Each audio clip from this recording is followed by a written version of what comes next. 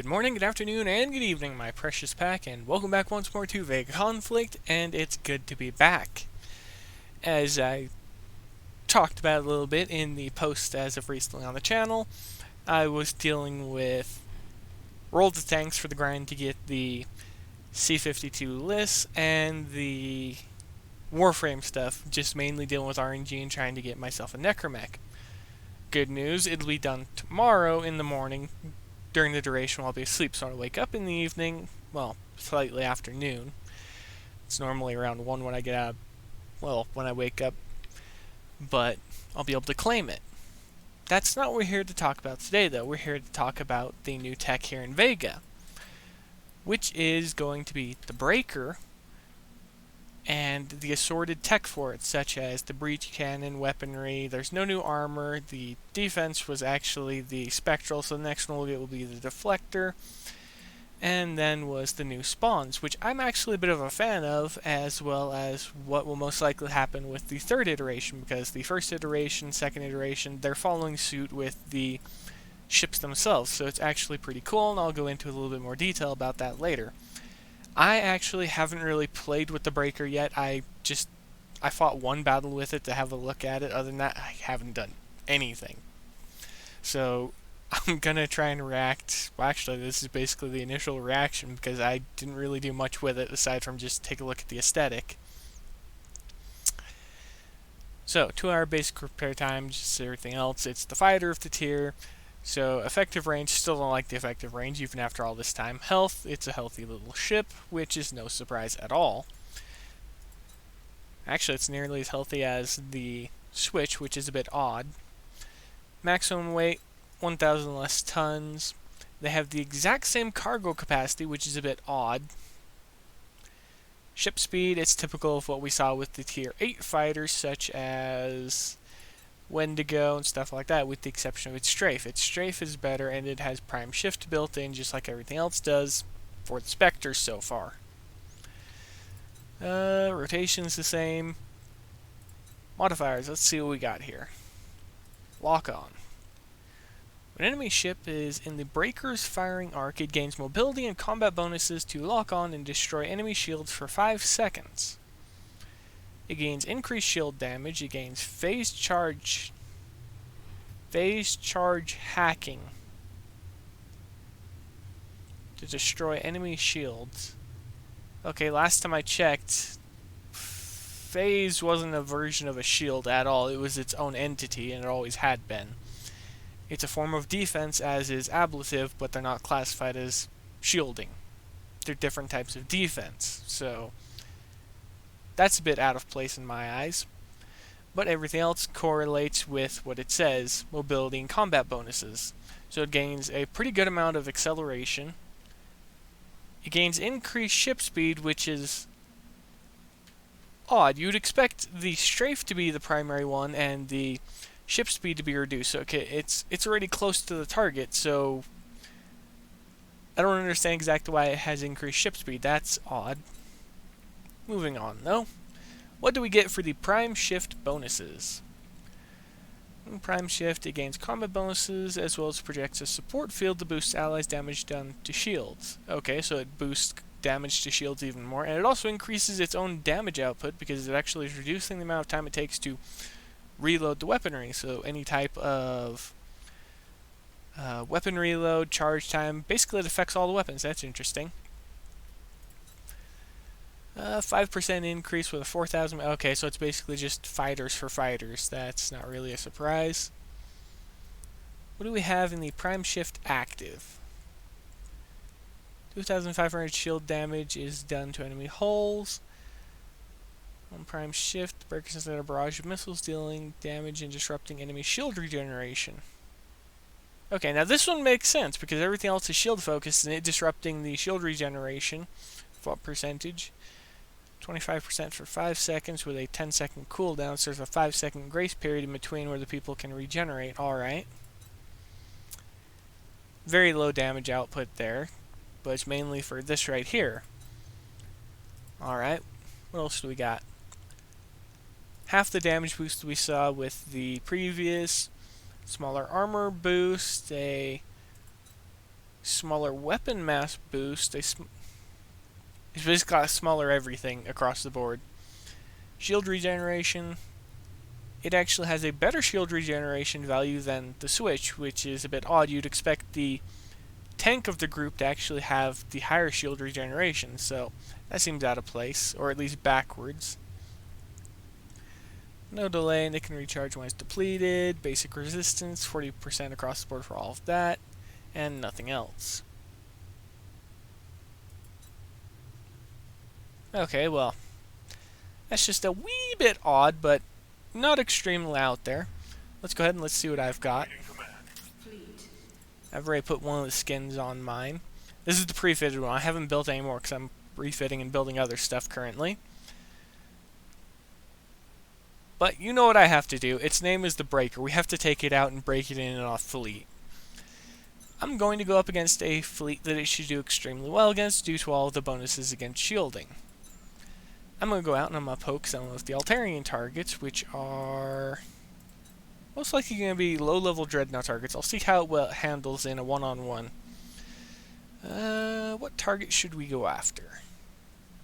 I think a 120 should be fine, so let's see here. Cannoneer, Pioneer, or Bulwark. I hit the Bulwarks all the time. You know what? Let's go pick on a level 120 Bulwark, and let's see how well this ship handles itself, or if it gets utterly annihilated, which I'll be completely content with watching and letting happen, because as you saw, I'm not repairing anything. Alright, here we go. I'm going to more or less let the AI do its thing, but I'm going to focus fire on specific targets. And right away we see it has a dual firing arc, so it's basically got 6 weapons instead of 3 weapons, which is what we saw. So let's see how well it handles itself in a vastly outnumbered situation. I also turned the sound down, and yeah, I basically just turned the sound down because I wanted to not have to try and speak over the in-game sounds too much. Alright, well, it just utterly melted that one. That's a little bit odd that I tell it to fire on one thing and the AI prioritizes a ship that's close to it instead of moving directly to the target. Odd, but not completely unexpected.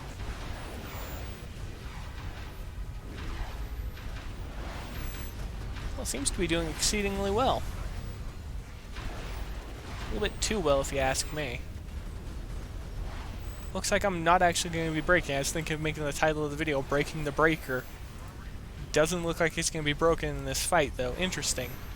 So it excels in this situation. Again, with that odd little AI thing, though, it's trying to get shots in on ships as it's approaching, so it's trying to prioritize other targets while it's on approach. A bit interesting.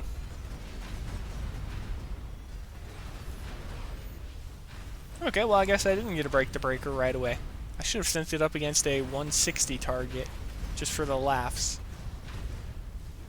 But it's doing an extremely good job of picking apart every single shield on each ship. It's tearing them apart.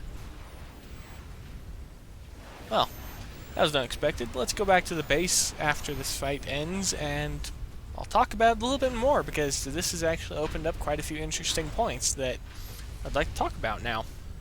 Now, let's go ahead and let's talk about the breaker for a bit, because that is actually a little bit more interesting, but it also seems a little bit overpowered. So, in the previous version of our small rock, paper, scissors situation, Titans were supposed to beat fighters, fighters were supposed to beat rangers, rangers were supposed to beat Titans.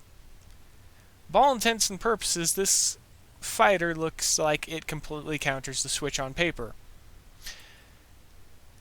because it has all the bonuses it needs to completely negate something's recharge value, such as the Switch. So, what should be a tank isn't much of a tank, even though the regeneration, as I said, that seems pretty low for being a tank. Other than that, though, that increased shield damage, the mixture of the mobility, and the twin firing arcs that overlap just that little bit, that makes it extremely good at picking targets apart. And once mine gets back to the base in a few seconds, one thing I'm going to go through is I'm going to take a look at what the Elite has to offer, because that's another thing I want to talk about, mainly. So, at Elite, it basically has 10 weapon slots. That is over twice what you would see on the Switch. That's a brutal fighter right there. And what's it get for lock-on? 35% increased shield damage, 25% increased ship speed. That strafe speed should be swapped with the ship speed because you're not trying to stay close to the target at that point. You're already close to them. It already moves quickly enough you don't need it. The acceleration doesn't change, and the phase hacking's duration goes up from 1 second to 3. I don't think I mentioned that before while I was looking right at it. Prime shift boosters. Charge time goes down to 30% from, what was it, 20%? So it's not that much of a change. And the support field goes up and you get 15%. So if you have two of them within close proximity to one another and they activate the prime boost, they would each be doing a 50% increase versus shielding. That's a pretty substantial hit, especially with how high the damage values for Tier 9 have been thus far. What about the active bonuses? Alright, that's pumped up to 3,000 damage, so twice what it was at Mark 1. Ooh, 50% instead of 20%, and a 10% suppression, a 10-second duration, and a 15-second cooldown. Pardon all my slip-ups of the tongue. While I'm still recovering from the grind in World of Tanks and stuff like that, my mind's still a little bit numb and tired from all of that. That feels a little bit broken and overpowered if you ask me. I should probably spam build these and just auto-farm most of the targets I've been picking on this entire time, because that dual firing arc, that just eats everything up, and that damage increase against shielding due to the lock-on simply for getting them within the firing arc, that's impressive right off the bat. And that's... I don't know what more to say about the ship. That just seems over the top in every single regard.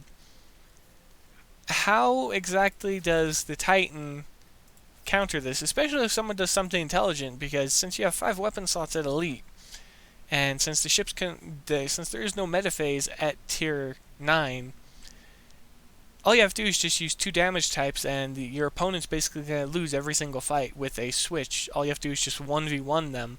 You could basically auto them. That seems a bit backwards, if you ask me, compared to what we had before. But I'm going to go ahead and start the repairs, and I think I'll end the video here. Be safe out there, my pack. Happy hunting, and as always, I'll see you later. Oh, that's nice. I didn't want to talk about these, though. I don't buy the deals in the first place, Kixeye. You literally need to give me an option to disable this stuff, because it's more annoying for me to see than anything else.